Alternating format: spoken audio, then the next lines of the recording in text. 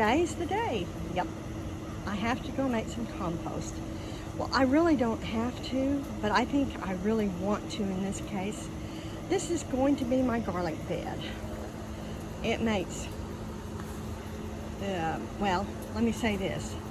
So far, I have grown fantastic garlic in this bed, about every other year. And you can see the soil level has gone down past the line there of that first cinder block. That's where I usually try to keep it. So I need to replace it with compost, and I want to put that much compost in it.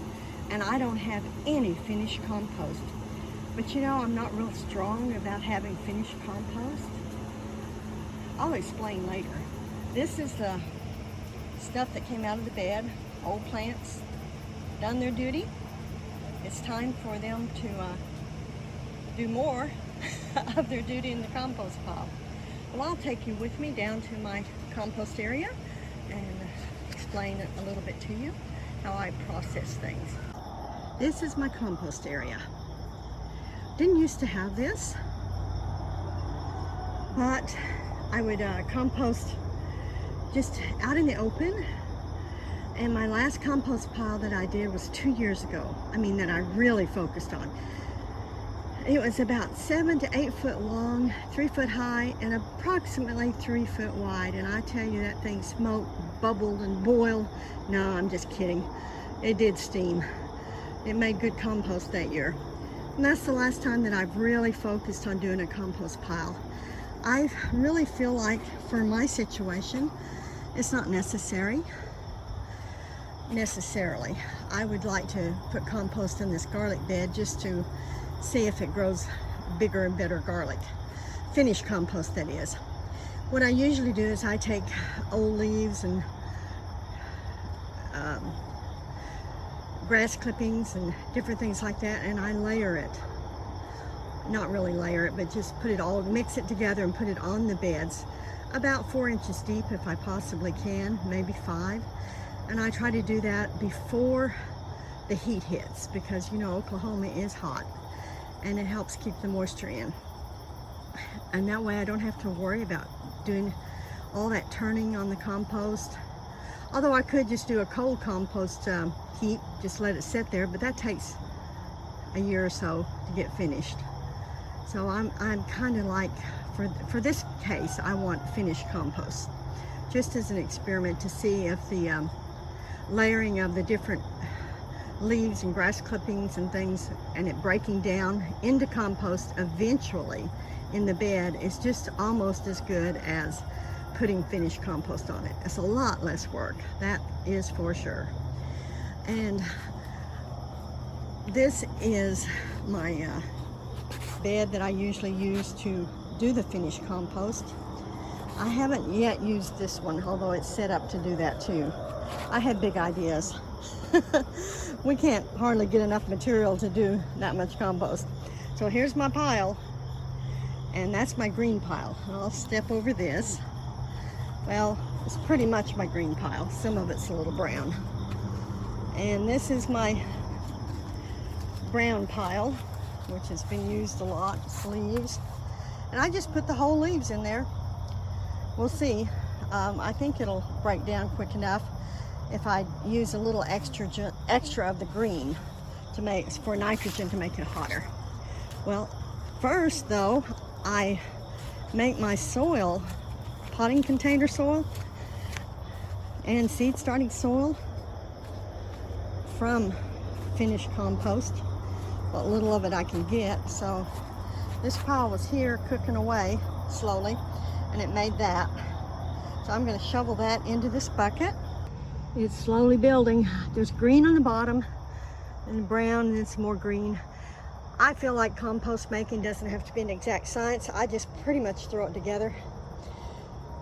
But I'm really concentrating on the green because I want this to cook really fast. I have to plant the garlic sometime in October, and that means I'm going to have to turn this stuff maybe 2 or 3, maybe 4 times in order to get it ready. So I've made a dent in that pile, mostly grass clippings. Down in the bottom it's going to be more brown grass clippings. So I have to put some of that green layer aside in order to make sure I get enough green on top and enough brown in the middle. I've also used some of these leaves. I'm pitchforking them up too. Doesn't look like much, but there's a pile there, believe it or not. This fall we're going to go out and we're going to get loads and loads of leaves and fill up this whole area with leaves. I hope. This forest produces a lot of leaves. I just don't want to go in there during poison ivy season. Not that you can't get poison ivy rash in the fall or in the winter.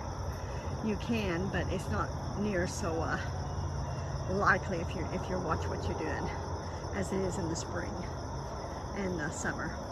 All right, I've got to get busy again, and here's my trusty chair to sit down when I get out of breath, which I'm out of breath already. Means I don't do enough composting and shoveling it. It's good aerobic exercise, everybody. Come join me.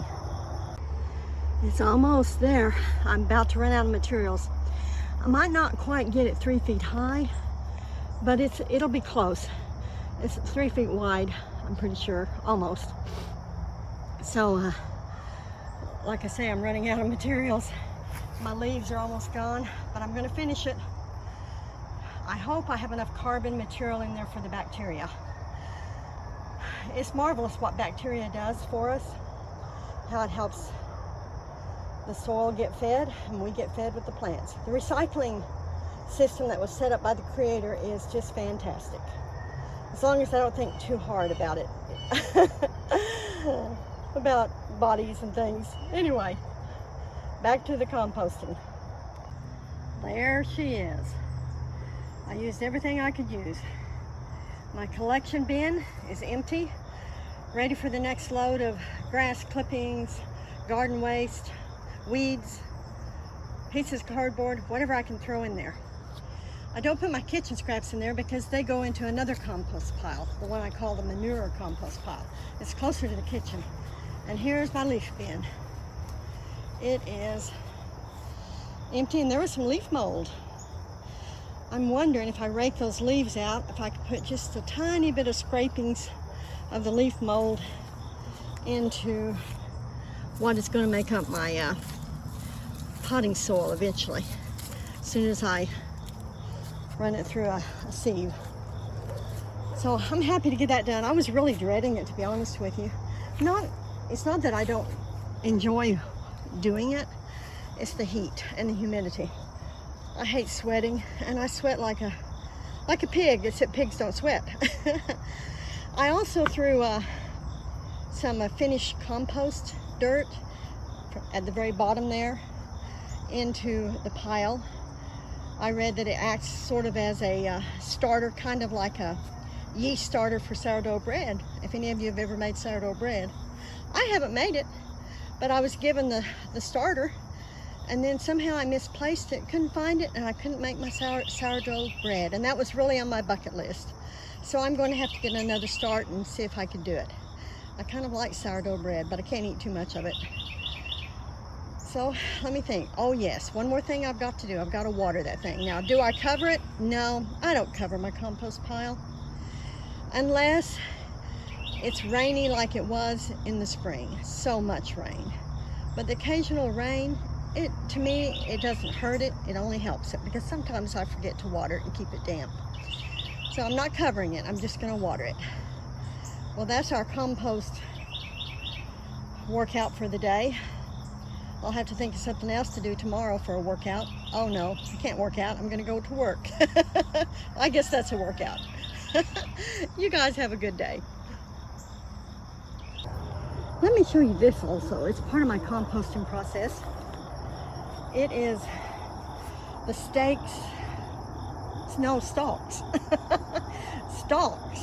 of mostly my vegetable garden, like tomato stalks, those thorny, you see them, those thorny lychee plants. Eventually, I'm going to pitchfork this pile, starting with the lychee plants, so they'll be on the bottom, and I'm going to pitchfork them over here and let them start at the bottom, and maybe they'll compost even the thorns, I hope. This is a real slow process because I wouldn't normally turn it. Well, I might at the very last, because it does make good compost, but it takes a long time. And I have to watch it when I put it over here. Make sure there are no, there's poison ivy right there. I can't have the poison ivy growing through that stuff. So I have my husband come out here. He is not allergic to it. It's unbelievable. At least so far he's not. He wears gloves too, and he's real careful about when he takes his clothes, he keeps them away from me until he washes them, because just one touch of that stuff and I'm sick. I'm really sick, sick as a dog. There is a lot of it, so I'm gonna have to get him out here. When I move this pile too, we'll have to look under it. I just don't want any of that stuff growing in anything I touch. I've had poison ivy rash so often, and this last one was really, really, really bad. I think I'm getting worse as I get older. It's funny, when I was younger, I never got it, but I read that sometimes when you get older, you start being allergic to it. Well, that's it for that pile. Now I'll get busy on this other side.